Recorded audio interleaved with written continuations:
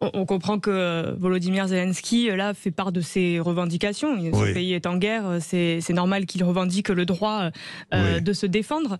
Je renouvelle à nouveau à la France Insoumise, nous avons condamné, je veux dire, quelqu'un qui est comme Poutine, qui envahit un pays, est un agresseur et donc devient par là même fautif.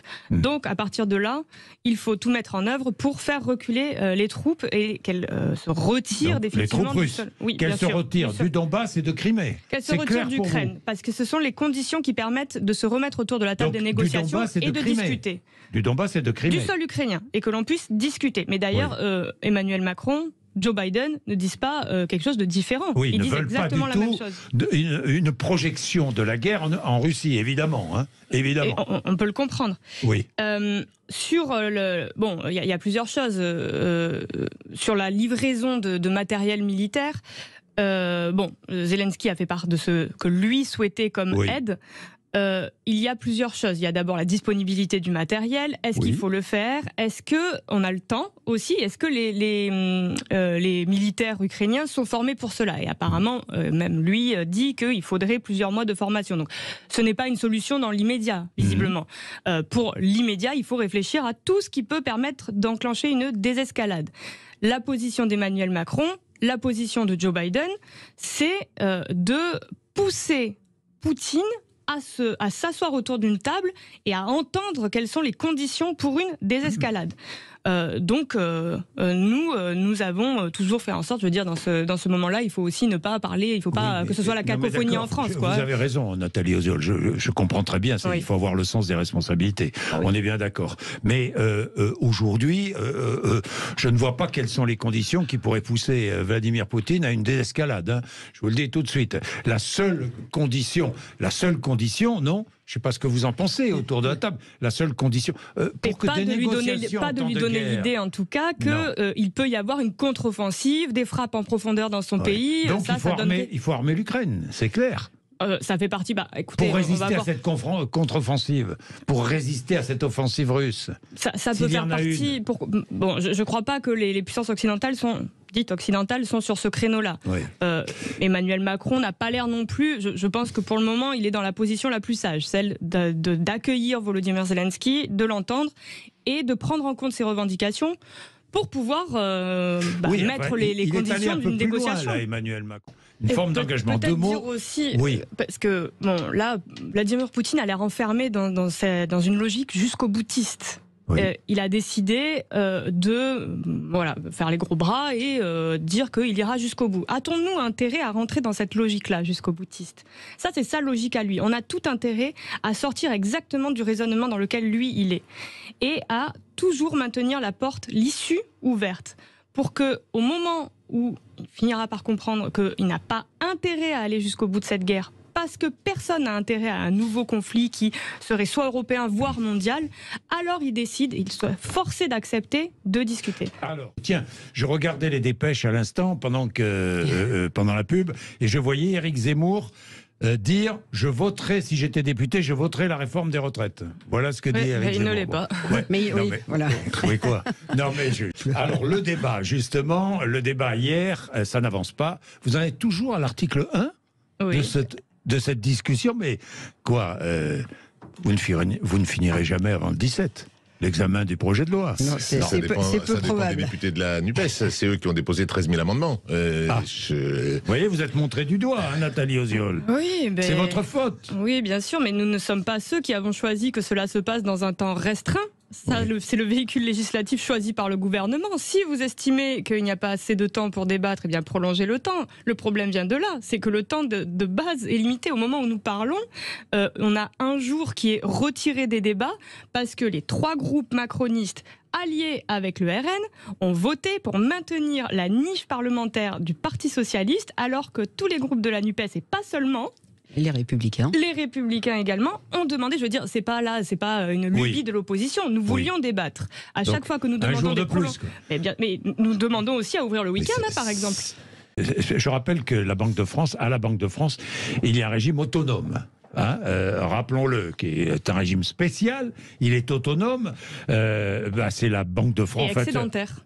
Et excédentaire. Donc c'est un très bon exemple en fait. Bon, ça prouve que finalement c'est formidable quand on est à gauche comme ça, de soutenir une inégalité. Eh bien, ça permet apparemment d'intéresser particulièrement le gouvernement et ses députés à la question des régimes spéciaux. Mais évidemment que nous n'avons pas parlé que de ce régime spécial-là. Non, mais on va parler des autres. Voilà. Bon, mais par exemple, alors restons sur la Banque de France. Oui. C'est un régime qui est le système de financement est excédentaire. Donc il vient spécifiquement mettre la lumière sur le fait que l'argument de dire que ce système est en faillite, qu'il va y avoir un déficit qu'on ne pourra jamais résorber, ce n'est pas vrai. Ce n'est pas vrai. Et en fait, chaque argument qui serait censé justifier cette réforme est démonté un par un. Il n'y en a pas un qui tienne, et il n'y en a pas un qui fasse preuve d'originalité depuis 30 ou 40 ans que des gouvernements ultralibéraux successifs essaient de s'attaquer au régime des retraites. Bon, mais les régimes spéciaux,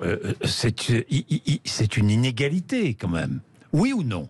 Est-ce que c'est une inégalité?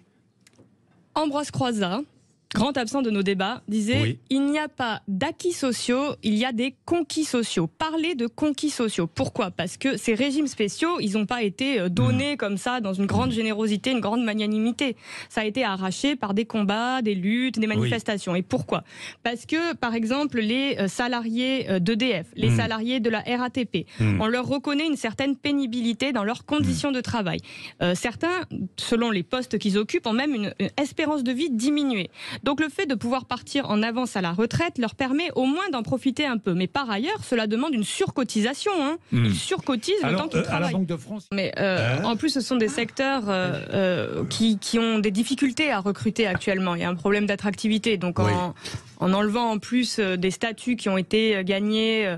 comme disait ce monsieur, ce ne sont pas des cadeaux. Alors, bon, je ne sais pas dans quoi on va, mais ce que les gens ont très bien compris. Mais il y a quand même une injustice. C'est ce que défend la majorité, une injustice. Quand on est conducteur de bus à Rennes, on n'a pas les mêmes avantages que quand on est conducteur de bus à Paris.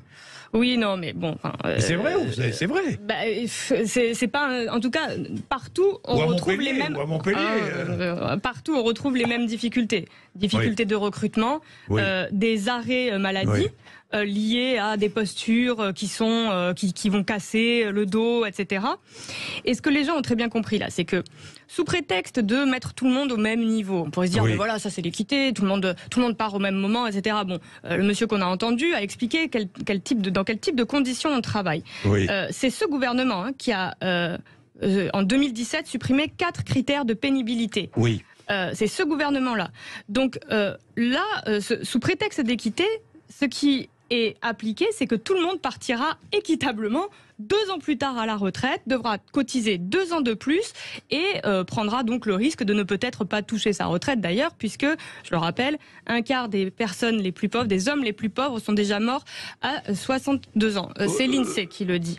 Donc la revendication actuellement, c'est pas de partir plus tard. Les gens qui manifestent par millions dans la rue, on en était à la 3e journée d'appel syndical, 4e mobilisation. Samedi, il y en aura une jeudi prochain, je le rappelle. Et dans ces manifestations, il y a aussi des salariés de la RATP, il y a aussi des salariés des industries électriques et gazières. Et ces gens-là, ils revendiquent non seulement qu'on ne touche pas à leur retraite, qu'on fasse attention à la pénibilité de leur travail, mais en plus de ça, vous savez, ils ont des grandes pancartes qui revendiquent qu'on revienne à un service public, parce qu'ils font directement le lien entre la casse progressive des services publics qu'il y a eu, la casse méthodique, et ce qu'on est en train de préparer, ce que le gouvernement est en train de préparer. Eh ben merci Guy, le travail c'est la liberté.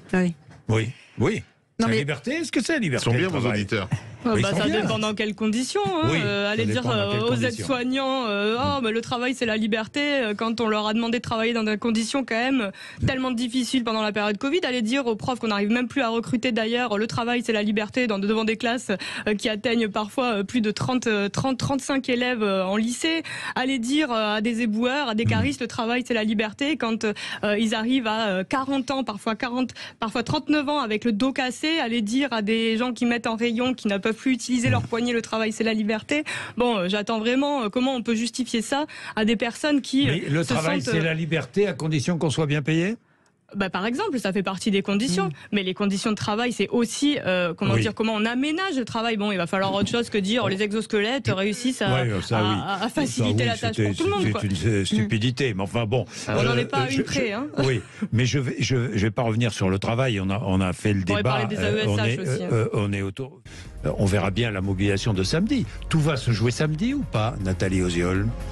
Il est clair qu'à chaque mobilisation, on entre dans une nouvelle étape du rapport de force. Pour le moment, ça ne désemplit pas, même à chaque journée de mobilisation. Sauf mardi, c'était un peu moins. Parce qu'il y a la journée de samedi. C'est la première fois que les syndicats appellent à une journée hors temps de travail. Donc cela peut changer la donne aussi.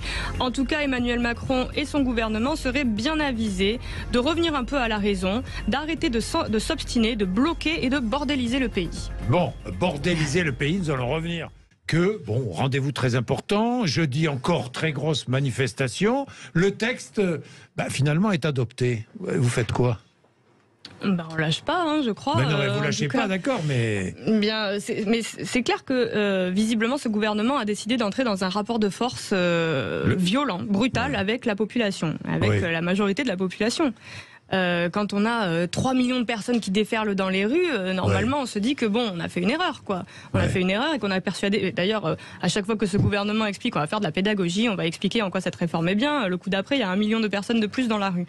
Donc, 1 million de personnes de plus, oui. Enfin, on est passé de 2 millions. Peu importe. Il y avait beaucoup de monde.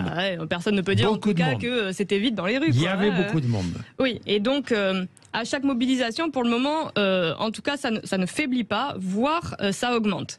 Donc, il serait temps quand même maintenant de revenir à la raison, de se dire que si les gens expliquent qu'ils ne veulent pas, voire qu'ils ne peuvent pas travailler 2 ans de plus, c'est qu'ils ne veulent pas et qu'ils ne peuvent pas, tout simplement. Donc, il faut retirer, vous êtes toujours, le gouvernement doit retirer son projet de loi. 80% des gens qui ne veulent pas de cette réforme-là, quoi. 66%, dernier sondage d'hier, sondage ELAB, d'opposition à la réforme. 66%, ça reste une large majorité, 66, 70.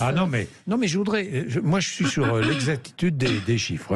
Enfin, c'est un sondage. Et 68% veulent une réforme des retraites, mais à 60 ans. C'est ce que propose la NUPES. Bon, allez-y. Donc, en plus de la mobilisation ce samedi, il y aura une mobilisation, donc vous savez, le jeudi 16, c'est les syndicats qui appellent. Il y a également un meeting à Montpellier en présence de Jean-Luc Mélenchon avec les 3 députés héroltés le 16 février au quorum de Montpellier. Le 16, le jour de la manifestation. Exactement, ça fait une belle journée. Bien.